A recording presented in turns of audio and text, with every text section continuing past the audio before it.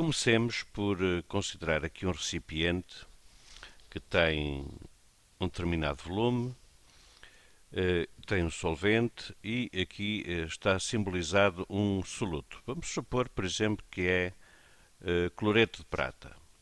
É um sal que não é muito solúvel, por exemplo, comparado com cloreto de sódio. O que é que nós temos aqui representado e o que é que se pretende transmitir com esta imagem, com estas setas? Todos sabemos que quando se adiciona um cristal de um sal, por exemplo, do cloreto de sódio à água, esse cristal vai dissolver-se, dizemos nós. Portanto, vai passar para a solução, mas deixa de existir na forma cristalina. Deixamos de ver os cristais e passamos a ver o quê? Passamos a ver, eventualmente, no fundo do recipiente ainda alguns cristais, mas a maior parte deles passaram para a solução.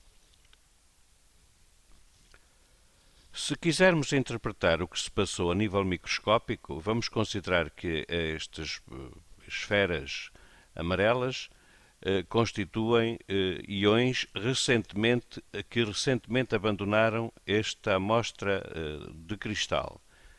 E estas cinzentas são estes íons que voltam novamente a pertencer à estrutura do cristal. Ou seja, estas setas simbolizam dissociação, estas setas simbolizam precipitação. E, de facto, a nível microscópico, quando um sal interatua com um solvente, o que acontece é isso. No início, por exemplo, se lançamos um cristal a uma solução, à água, por exemplo, o que é que vai acontecer? Os íons da rede cristalina, já que um sal é uma rede cristalina de íons, uma rede com uma determinada estrutura, o sal vai sofrer a interação com as moléculas da água, mas obviamente que os íons que primeiro serão afetados serão os íons da superfície do cristal. Claro que nós podemos tornar este processo muito mais rápido, triturando o sal, ou seja, aumentando a superfície de contacto com o solvente. Mas neste bocado, por exemplo, do sal, o que nós verificamos é que a partir do momento em que ele é colocado no solvente, começa imediatamente a haver aqui íons que passam para o solvente e, portanto, ficam em solução aquosa. Repare-se que no início teremos muito poucos íons a voltar a precipitar e a fazer parte da estrutura cristalina do cristal, mas compreende-se que à medida que quanto mais destes íons, ou seja, quanto mais o sal estiver dissociado, maior será a velocidade com que os íons voltam a precipitar. Até que a determinada altura, o que é que vai acontecer? Vai-se estabelecer um equilíbrio dinâmico. Ou seja, a nível macroscópico parece que já tudo terá terminado, mas a nível microscópico estas reações continuam a acontecer, ou seja, continua a haver dissociação e continua a haver precipitação. Simplesmente a taxa a que se dá a dissolução é igual à taxa a que se dá a precipitação. E dizemos então que se atingiu aqui um equilíbrio, mas um equilíbrio de solubilidade, que é um equilíbrio químico. Um equilíbrio químico que é, neste caso, heterogéneo. E porquê? Porque os constituintes do sistema não estão todos na mesma fase. Nós temos aqui uma fase sólida, constituída pelo cristal, antes de estar dissociado, e aqui uma fase aquosa, digamos, em que os íons estão rodeados por moléculas de água. Vamos tratar quantitativamente então este fenómeno. Volto a insistir, atenção, que quando se atinge o equilíbrio químico, não pensemos que as reações químicas terminaram. De facto, em termos macroscópicos, nós não somos capazes de ver qualquer alteração. Por exemplo, se isto fosse água em que este cristal fosse cloreto de sódio, podíamos saborear a salinidade desta água e ver se era muito salgada, se era pouco. Claro que atingido o estado de equilíbrio, nós não conseguimos dizer mais nada, mas se tivermos um sabor que seja mais ou menos constante, diremos que estará sempre mais ou menos com o mesmo sabor. Mas isso não quer dizer que a reação tenha terminado. Não. A nível microscópico, se houver sal por dissociar, se for colocado mais do que aquele que se consegue dissociar, então nesta fronteira haverá sempre aqui haverá sempre dissociação e precipitação com taxas iguais. Digamos que podemos dizer que a velocidade da reação direta é igual à velocidade da reação inversa, ou seja, a velocidade com que os íons passam para a solução é igual à velocidade com que eles precipitam novamente sobre o cristal. Estava eu a dizer há pouco que íamos fazer então o tratamento quantitativo desta situação. Comecemos com um exemplo simples, por exemplo, cloreto de prata sólido, e o que é que acontece? Pois acontece o que estivemos a dizer, a determinada altura temos um equilíbrio. Este equilíbrio é heterogéneo, já sabemos, temos aqui, por exemplo, o cloreto de prata no estado sólido e aqui os íons no estado aquoso. Vai estabelecer-se, portanto, o equilíbrio e vão aparecer na solução cationes Ag+, e aniões Cl-. Estes cationes vão ter uma determinada concentração, assim como os Cl-. Aliás, se não houver mais nenhuma fonte de íons, diremos até que a concentração de Ag+ é igual à concentração de Cl-. E quando for atingido o estado de equilíbrio, nós atingimos então aquilo a que se chama o valor da solubilidade do sal. E o que é que isso quer dizer? Quer dizer que é a quantidade máxima de sal que se consegue dissolver num determinado volume. Isso designa-se por solubilidade. Pode ser expresso em massa do sal por massa do solvente ou em quantidade do sal por volume de solução. Enfim, várias maneiras para exprimir esse valor, mas repare-se que quando é atingido o estado de equilíbrio, estas concentrações, neste caso do cloreto de prata, ficam com um valor constante. E nós podemos dizer que a concentração deste cation é igual, de facto, à solubilidade do sal. Vamos supor que existem X mols de cationes, por exemplo, num decímetro cúbico. Então, essa é a solubilidade deste sal. Se essas concentrações for a concentração máxima, ou seja, a concentração a partir da qual já não se consegue dissociar mais sal. Dissociar em termos macroscópicos, porque em termos microscópicos continua aqui a haver uma igualdade entre a velocidade da reação direta e a velocidade da reação inversa. Mas, de facto, a concentração dos íons, quando é atingido o equilíbrio, não é mais alterada essa concentração. Portanto, estando numa situação de equilíbrio, podemos definir a constante de equilíbrio para este processo e que designaremos por K índice S, por causa de estar relacionado com a solubilidade. E será igual a quê? Será igual, como temos visto noutros casos, à concentração, ao produto, aliás, das concentrações dos produtos, na situação de equilíbrio elevado ao respectivo coeficiente estequiométrico, a dividir pela concentração dos reagentes. Mas nós temos aqui um equilíbrio heterogéneo e não temos cá incluído a dividir pela concentração de cloreto de prata sólido. E porquê? Vamos ver aqui uma questão relacionada com a concentração de um sólido. Suponhamos uma rede cristalina, um sólido, em que aqui são representados por estas esferas os seus íons, e queríamos determinar a concentração deste sólido. É um sólido homogéneo. Pela definição, seria a quantidade química a dividir pelo volume. Portanto, temos aqui uma determinada quantidade química que está relacionada com um determinado volume. Portanto, fazendo este quociente, obtemos a concentração. E se calculássemos a concentração, por exemplo, relativa a este bocado aqui simbolizado a amarelo? A mesma maneira seria a concentração ali, C', seria a quantidade química a dividir pelo volume. Esta quantidade química, claro que está relacionada com o volume a que ela diz respeito. E, portanto, teremos aqui a expressão para a totalidade e a expressão aqui para uma parte. Vamos, no entanto, provar que C e C' são iguais. Repare-se que C' pode ser expresso em termos de n sobre 4, porque tratando-se um quarto, então a quantidade química é n sobre 4. Claro que o respectivo volume também será V, o volume total, sobre 4. Nós só estamos a considerar um quarto da amostra e partimos do princípio que o sólido era homogéneo. Então, se simplificarmos, vamos obter C' igual a n sobre V, igual a n sobre V, ou seja, igual a C.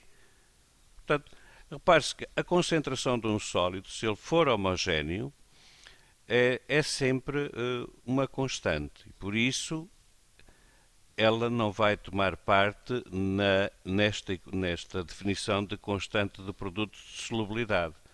Porque, sendo uma constante, ela já está integrada neste valor Ks.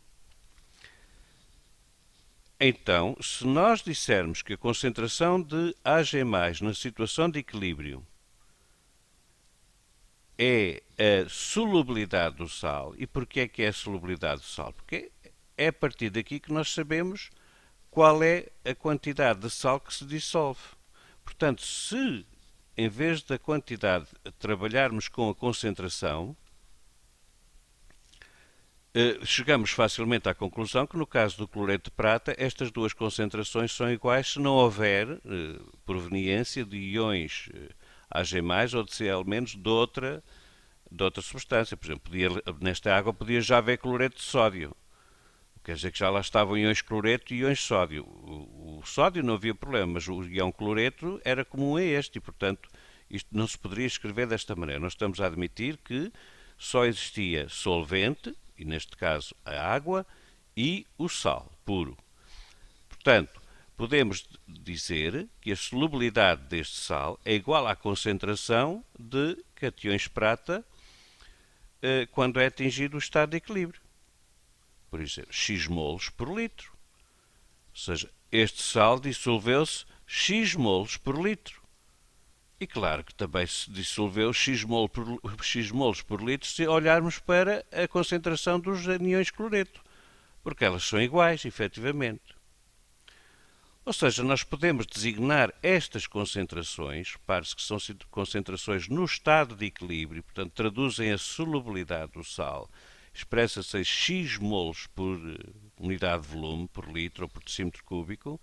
Então nós temos aqui este valor S que podemos dizer que é a concentração. S é uma concentração, portanto é a solubilidade do sal. E de acordo com esta expressão aqui, nós então podemos definir uma constante chamada produto de solubilidade, que é uma constante de equilíbrio. E para o caso do cloreto de prata será, este valor aqui é S, e este valor aqui é S também, ou seja, será S ao quadrado. Estes valores Ks estão tabulados, o que quer dizer para uma determinada temperatura. Não foi referido, mas todos sabemos que a temperatura interfere com o estado de equilíbrio. Estava eu a dizer que estes valores de Kps aparecem em tabelas para uma determinada temperatura, mas se nós resolvermos esta equação em ordem S, ficamos a saber que a solubilidade do sal, neste caso, é igual à raiz quadrada da sua constante de equilíbrio, da sua constante do produto de solubilidade. Portanto, um conceito que ajuda imenso a prever a solubilidade de um sal através do seu produto de solubilidade. Mas, muito cuidado, só quando o sal se dissocia desta forma, ou seja, quando a estequiometria é para uma entidade do sal, digamos uma molécula, entre aspas, se dissocia num cation e num anião. Nós aí podemos extrair a raiz quadrada ao produto de solubilidade e saber a solubilidade, mas vamos ver agora um caso um pouco mais complexo, em que assim já não é. Suponhamos, por exemplo, que temos o sal fluoreto de chumbo. Todos sabemos que ele vai dissociar-se vai dar origem a um cation Pb2+, e a 2 aniões fluoreto. Repare-se na diferença. Enquanto cada unidade estrutural do cloreto de prata dava origem a um cation prata e a um anião cloreto, aqui cada unidade estrutural do fluoreto de chumbo, do difluoreto de chumbo, dá origem a um cation chumbo e a 2 aniões fluoreto. Já não podemos estabelecer esta relação aqui. Tão simples. Porquê?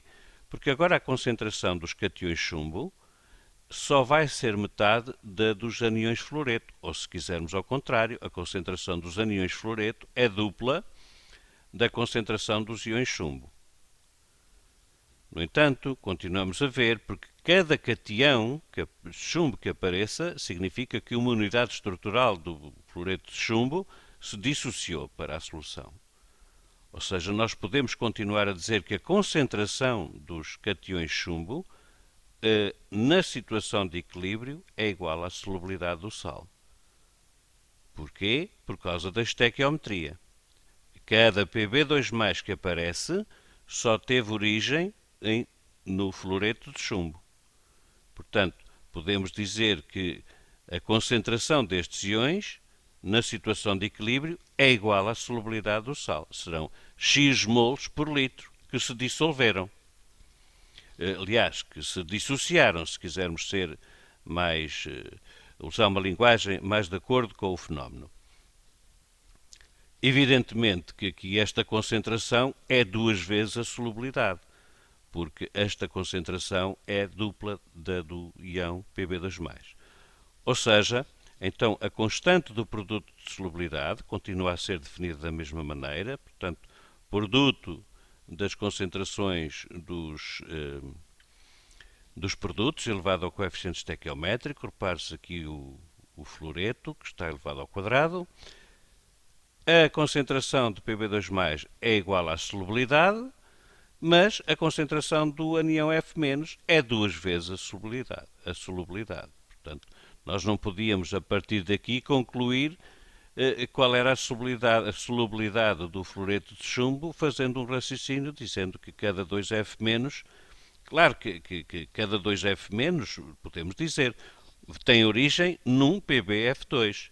Por isso, a solubilidade do fluoreto de chumbo analisada desta maneira será o meio desta concentração. Mas como definimos que a solubilidade era a concentração do Pb2+, então a concentração de 2F- expressa em termos da solubilidade será 2S. Ou seja, nós vamos ficar aqui com esta expressão que, depois de feitas as contas, aqui este 2 e este S estão ao quadrado, portanto fica 4S ao quadrado, a multiplicar por este S dá 4S ao cubo.